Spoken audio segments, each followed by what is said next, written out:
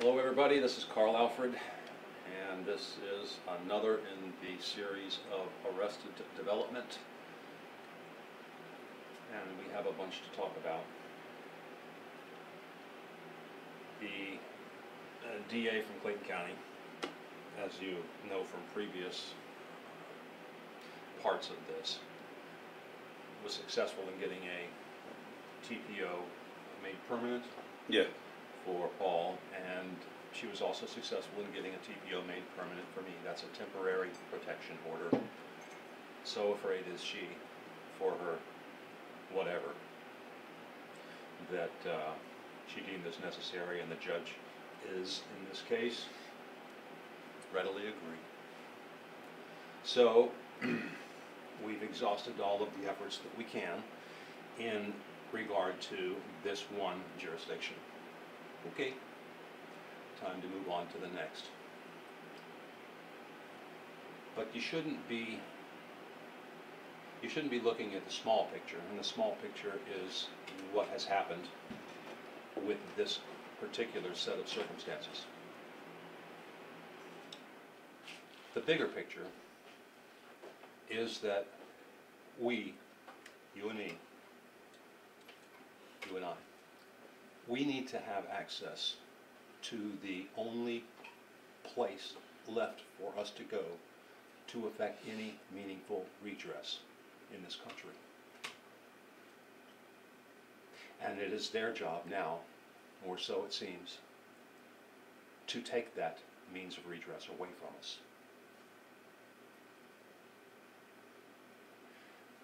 Now it becomes even more important, because we are watching agencies at every level run cover for the Clinton Foundation. Why is that important? That's important because it has been determined by certain unnamed FBI sources that this Clinton Foundation has the potential for bringing down the entire government. It goes that far. Everyone in D.C. is aware of this. Anybody involved in the government and their agencies, they're aware of it. But they mean to take your eyes off of the ball by giving you crisis after crisis and issue after issue, so that you'll just get locked in discussion on these not meaningless but trivial in the bigger picture items that keep you off focus. And the focus should be just this, folks. The FBI has been lying all along. The CIA has their fingers so deep in this that they have no choice now but to circle the wagons and cover their royal asses. So we still have that one means of redress. We still have to pursue that. Odds are long that we'll be able to accomplish this because the wagons are circled around the grand juries. So with that lead in, Paul? Yes, sir. What is your take on how we can proceed moving forward? Probably right now we should attempt to contact as directly as many grand juries as we can. There are questions of criminal misconduct that need to be resolved by a grand jury somewhere in this state, and it doesn't have to be in mine or your county. It can be in any of the 159 counties in this state.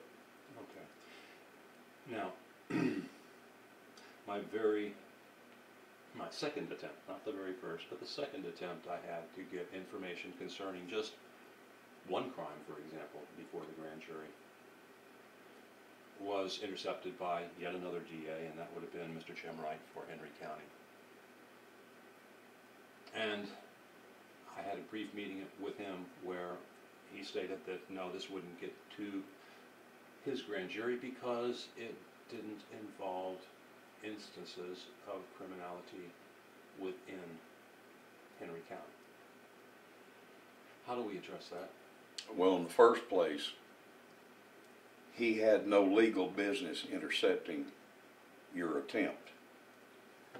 One of the things that has to be understood is that a citizen's communication with a grand jury is a privileged communication. Nobody has a right to know except the grand jury what your business is with them. Their oath of office makes it incumbent upon them to know the reasons for their present service. And if you come in there and you want to talk to them about how hot the weather's been this summer and they need to do something about it, they're going to politely show you the door. They've got common sense enough to know they don't have jurisdiction over controlling the weather, so they don't have to hear you. On the other hand, if you bring them information of criminal misconduct on the part of a district attorney, a judge, a county commissioner, or all of the above, that does touch upon their present service, the reason for their existence. Even if it is not directly in their county? Even if it's not in their county. How so?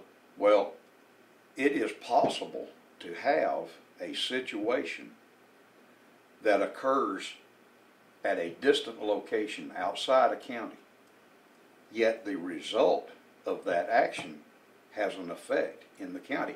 And there is, and in this state, there is one excellent example. You got time for me to run through it? The Affordable Health Care Act has a provision way down deep in that bunch of pages that instructs the Internal Revenue Service to force employers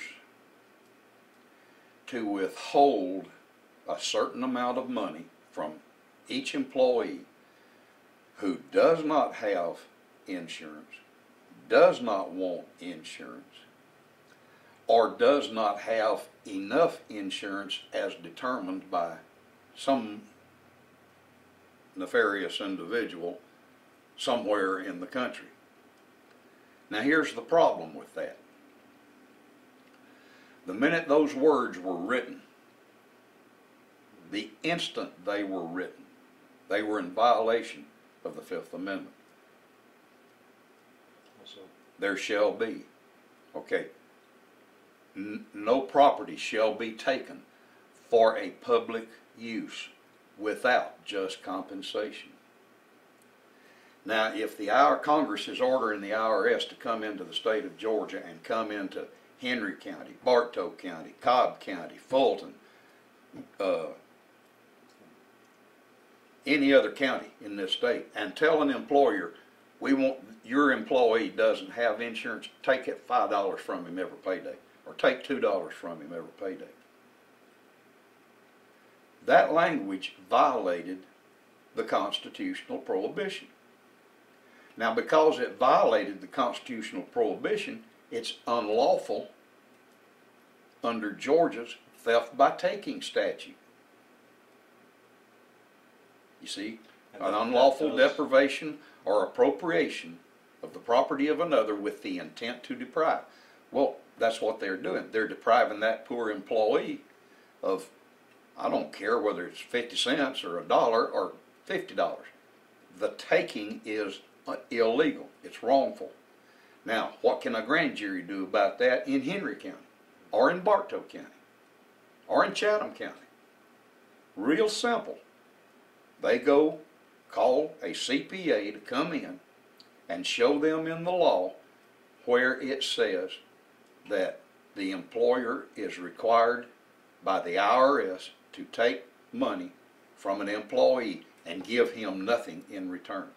Once that is proved to them that it exists, what can that grand jury do?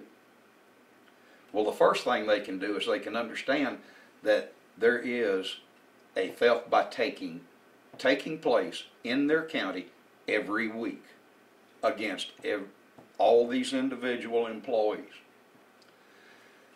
What they can do is they can sit down and make a decision. Do we want to issue an indictment? Against whom?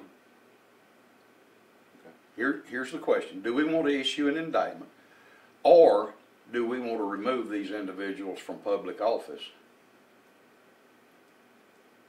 and get some new blood in there? Well, here's what can happen. They can look and see who passed the law out of Congress. Well, that's going to be a nice long list of Republicans and Democrats that signed off on that bill. That's the first thing they can do. They can make a list of every one of them that voted for it. The next thing they can do is go ask themselves, what president signed it into law? Put his or her name on the list. Then they can go look and see, well, was this ever litigated? Well, just so happens, yeah, it was. By the Supreme Court Justices of the United States. Oh, yeah. Well, what did they do about it? Oh, they called it a tax. They said, you know, the word may be penalty, but it's still a tax. Well, the problem is, it doesn't matter to the Constitution whether you call a deprivation of a taking of property and not giving anything in return, whether you call it a penalty or a tax, it's still unconstitutional. And that unconstitutional act, allowing that unconstitutional act to continue to stay in force and effect, has created a continuation of the thefts that are being committed in the state of Georgia. So here's what all one grand jury in the state of Georgia, or all 159 grand juries, can issue indictments against each and every congressman that voted for it, the president who signed it, and each and every Supreme Court justice who called it a tax instead of a penalty, and who ignored the fact that it was ignored the fact that it was a deprivation of property, a taking of property for a for an alleged public purpose, and giving nothing in return in violation of the Fifth Amendment. It's real simple. You don't have to be a rocket scientist to understand this. The law is, you don't do it. The facts are, they did do it. And now the question is, are the grand juries in Georgia or any other state, Texas for example, can look at this. Now, Texas grand juries are not treated exactly the same way as a Georgia grand jury in our Constitution, and in the Georgia Constitution, they're not treated the same way in their Constitution, but they're still a powerful bunch of folks. And they can look at anybody they want to, and if they've got a theft statute or a larceny statute in their state that makes the unlawful taking of property a criminal act in their state, and I'm sure they do, then they can also indict.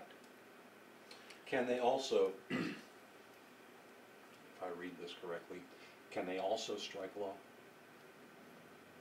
Strike law? Strike. Oh, you mean nullify? Yeah. Oh yes. Oh yes. The minute they look at the Affordable Health Care Act, it's gone. It's history. They just simply send their indictments or send their subpoenas. Now that's another thing the grand juries can do. They don't have to indict and send these people to trial in their county. That'd be a bodacious expense. But what they could do is send a subpoena to everybody's name on that list, including the justices of the Supreme Court. And the president. The president, all the congressmen, House or Senate, don't matter. Have them all come down, sit down in the witness chair, and don't even bother swearing them in.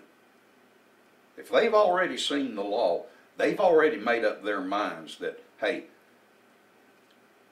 This is an occurrence when the law has been turned to an instrument of plunder, and we're going to put an end to it. And here's what they can do. They can set that person down in that witness chair. Don't even bother swearing him in. Just have the foreman look at him and say in these words, some words to this effect. We, the grand jury, have determined that you were part and parcel in creating a law which not only is bad law, but which turned out to be an instrument of plunder in our county. Now, you can do one of two things.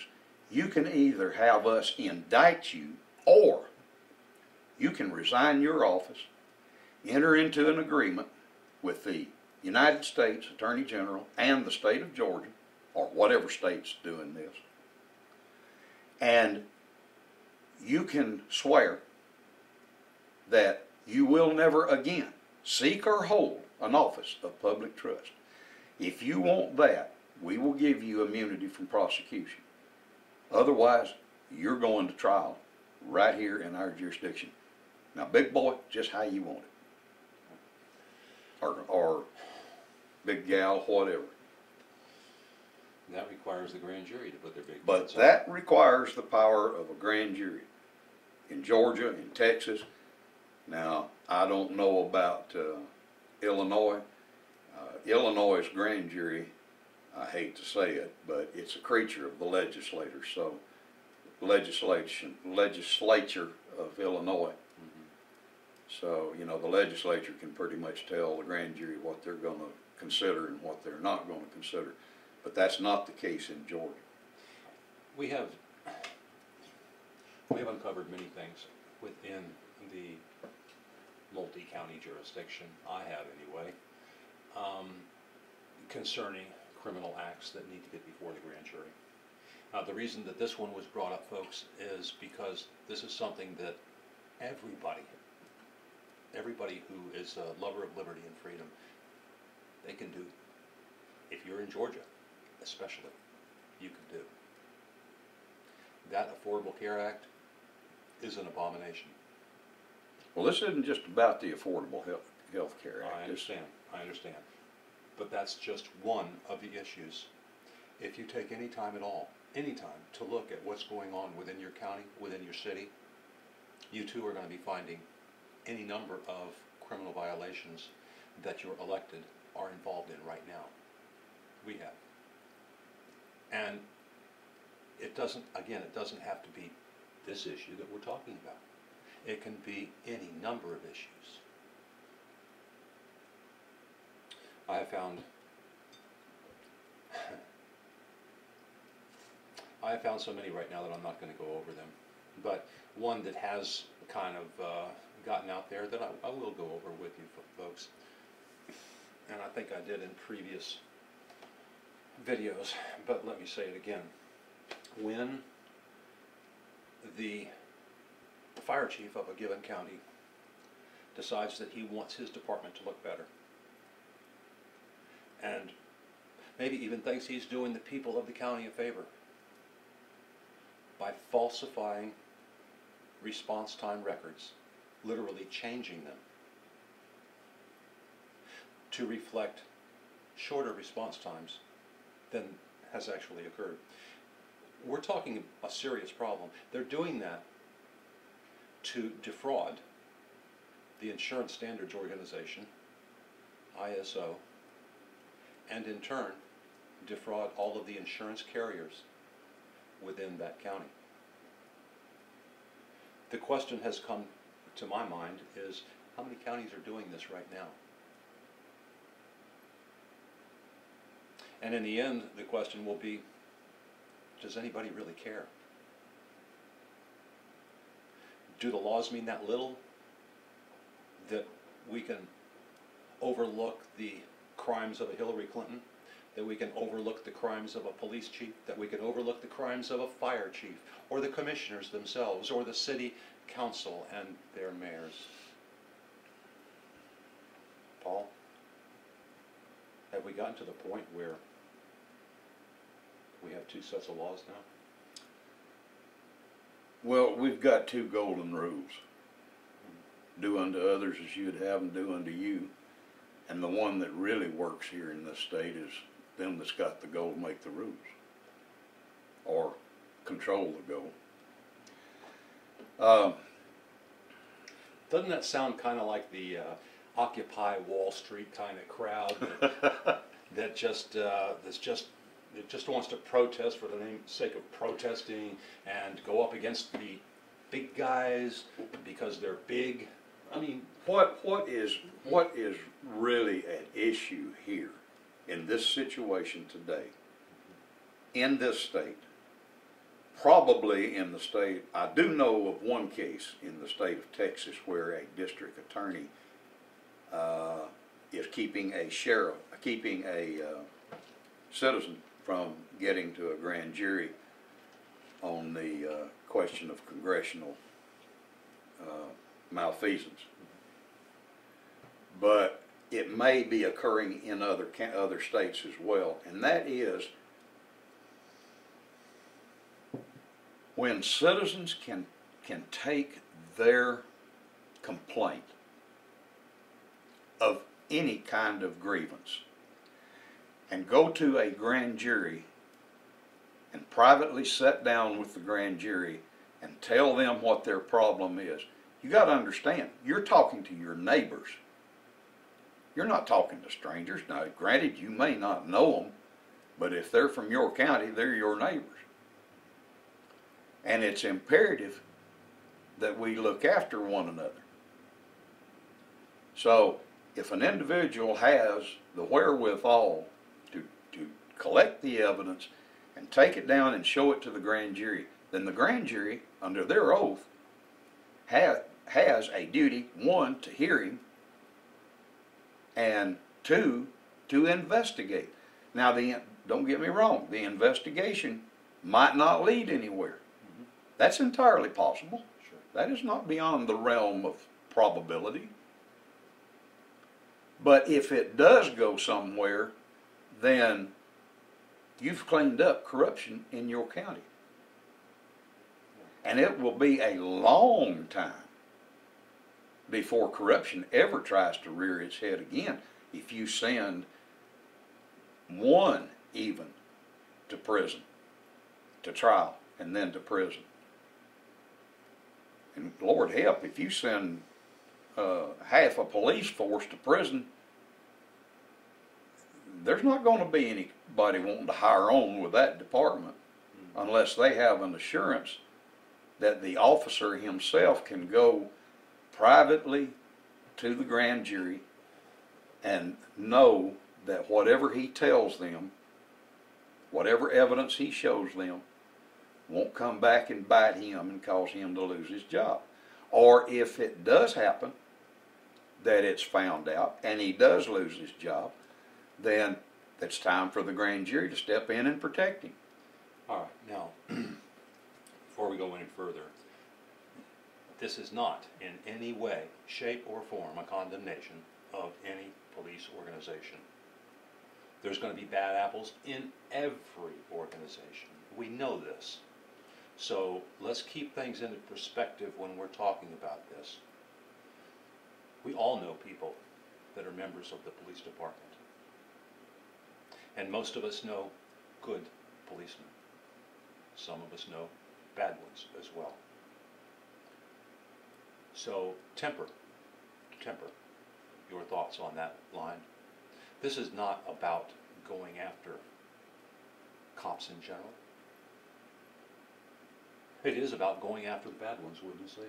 It's about going after the bad ones. And I hate to say this, but the sad fact is that when the good ones let the bad ones go, they're getting tarred with the same brush. Well, and the same bag of feathers.